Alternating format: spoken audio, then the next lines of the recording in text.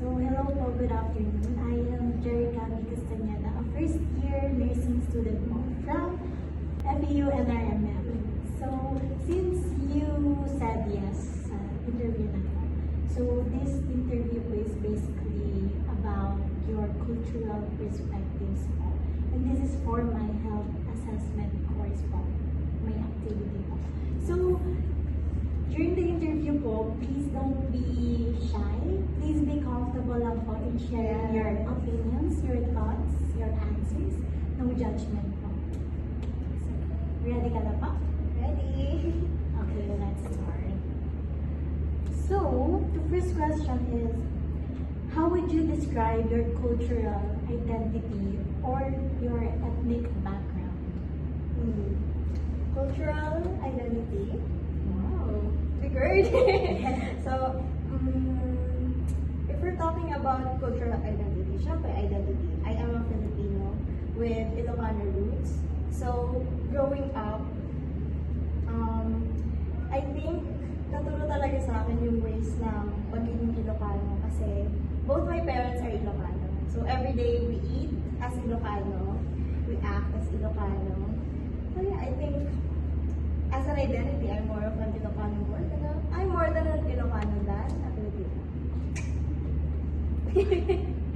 So, ibig sabihin po, parang you're living as an Ilocano. Yes. So, more like Ilocano yung pag-raise sa'yo ng parents. Yes, very Ilocano. I see it. Next is, what traditions or celebrations are most important to your family? I think, yung mga general na celebrations siguro, like birthdays, and since INC kami, we don't celebrate mga Christmas, gano'n. Pero a tradition that I really like is kapag umuwi kami ng Ilocos to celebrate New Year's, yun yung parang mismong celebration and tradition namin. Yung pag-celebrate namin sa New Year sa Ilocos, ano siya, parang reminder siya na parang every year, I have my family with me. And I still have my family with me going into the new year. So very, sa akin, celebration ng year. So, nabanggit niyo po na INC kayo. Yes. Nakaka-affect po ba yun sa ibang traditions or like the way you live? Parang sa mga celebrations, ganon. Parang mata. Like, may di pa kasi sa every religion, mayroong mga pinagbabago. And may mga... So, kunwari, may mga celebrations na ganito. Nakaka-attend ka ba? Like, or may limitations? No, talaga. Kapag Christmas, Valentine's, Halloween, hindi talaga namin sinag-celebrate. And we respect naman that. I see. Next is, in your culture, what is the polite way to greet someone or show respect to someone? Very expected na answer na yung po and opo. And syempre pang, paano po. Pero in our culture, sa household namin, hindi kami masyado gumagamit ng po and opo. Kasi sa Ilocano, parang wala siyang alternative. More like, dapat soft-spoken ka, ina-acknowledge mo yung mga kumakausap sa'yo, and gano'n. So, parang general lang, respect everybody around you. Tapos syempre kapag Filipino, opo, gano'n. Hello po. Sige nga po, pwede po mo pa-sample kung paano nyo Pa-sample? ginigreet yung someone elder than you, older than you, how to show respect in Ilocano. Ilocano. Ito. So, yung nanang kasi namin, nanang is grandma sa Ilocano. Hindi naman sa lumaki. Parang pumunta siya sa States for some time. So, medyo parang rich naman ang greeting namin. Hi, nanang! Ganon. Ganon. So, bali, very casual lang. Show respect lang talaga. Tapos sabi na nanang, hi, nanang!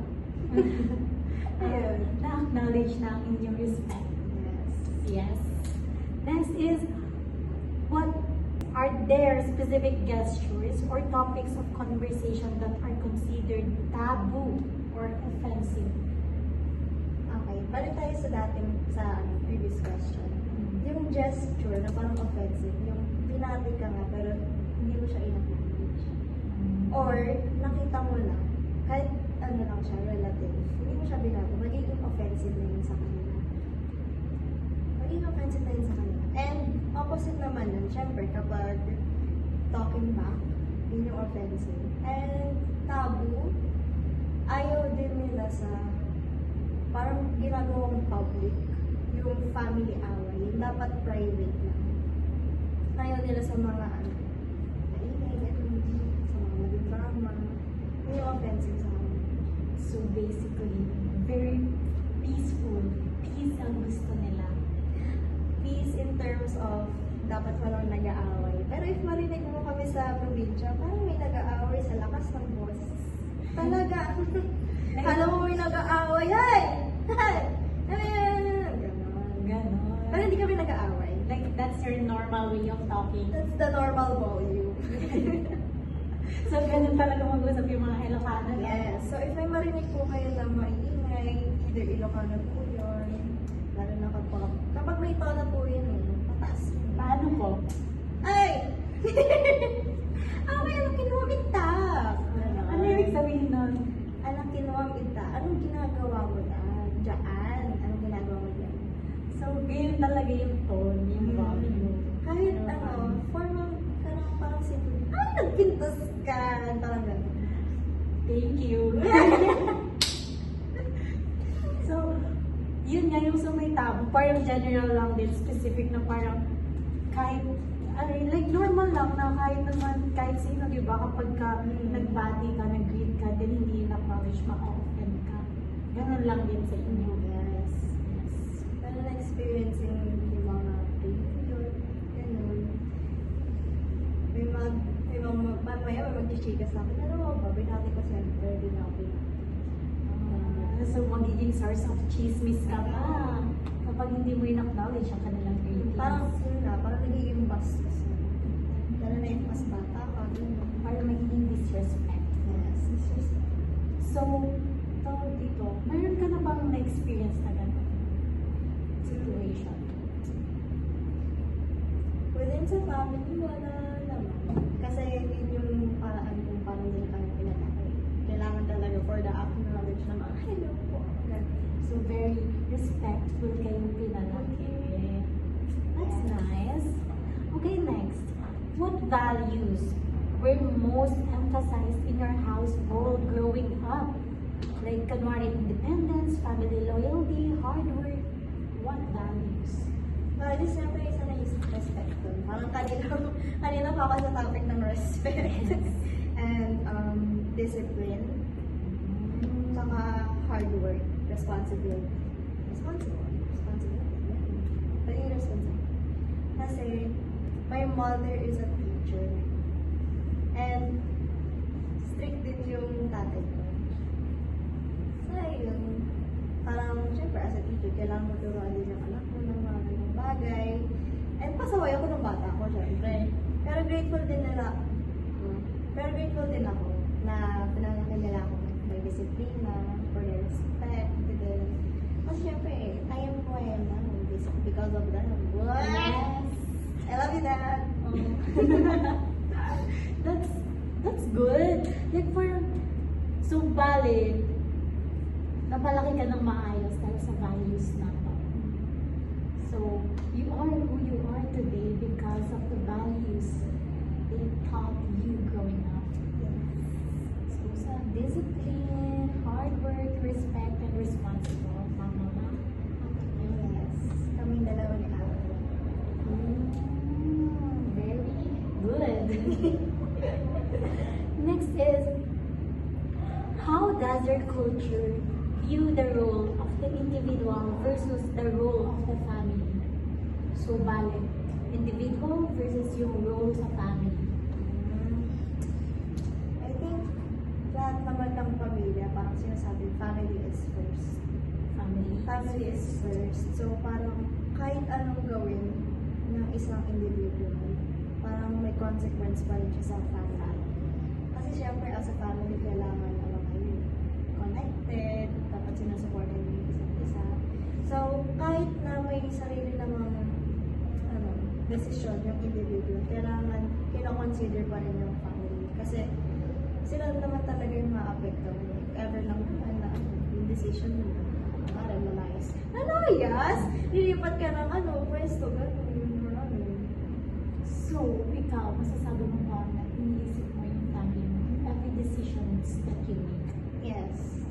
Kasi, first of all, sila ay yung nakakapagbigay sa akin ng opportunity to do what I want.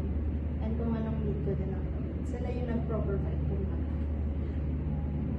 So, parang, meron ka bang parang burden na parang, hindi naman sa burden, parang thought na kailangan mo mag-give back sa kanila someday. Parang nagiging responsibility na siya sa'yo. Hindi maraming tao sabi na parang burden, yung utang na loob na sinasabi nila. Pero para sa akin, I think it would be more fulfilling than a burden. Kasi imagine giving back sa mga nag-provide sa'yo. Imagine giving back sa mga tao na parang ang daming nawala sa kanila, nag-sacrifice sa kanila. For the fulfillment, syempre, anak ka, kailangan mo din alagaan yung magulang mo. Pero, syempre, we have our own opinions naman and experiences. Ako, from yes, from my own thoughts. So, you're very, you're a person that is family-oriented. So, you put family first. Although, hindi mo, syempre, no family is perfect naman. It's how you stay together during those hard times that makes you a family. Through the lows and the highs, I will stay by your side. Ganon, ang atake ng family. Yes! Ganun talaga. Kasi at the end of the day, all you have is your family. Talikuran ka man ng mundo. Syempre, family is family. So that's it po for the interview. Grabe no, yung insights. So, you're a very good kid pala. Yes. I'm still a kid. Very family-oriented na person, very respectful, and then yung 4 values. Like, respect, number 1, discipline, hard work, and responsible. Yeah. And then family first. Grabe, dami na natin masay. So, ayun lang naman. So, ayun. Thank you po sa iyong insights, thoughts, sharing. Yes. Yes. It's a very, very mind-opening and very inspiring. Grabe.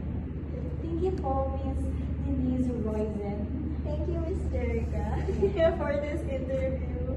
Sana you do well in your activity po.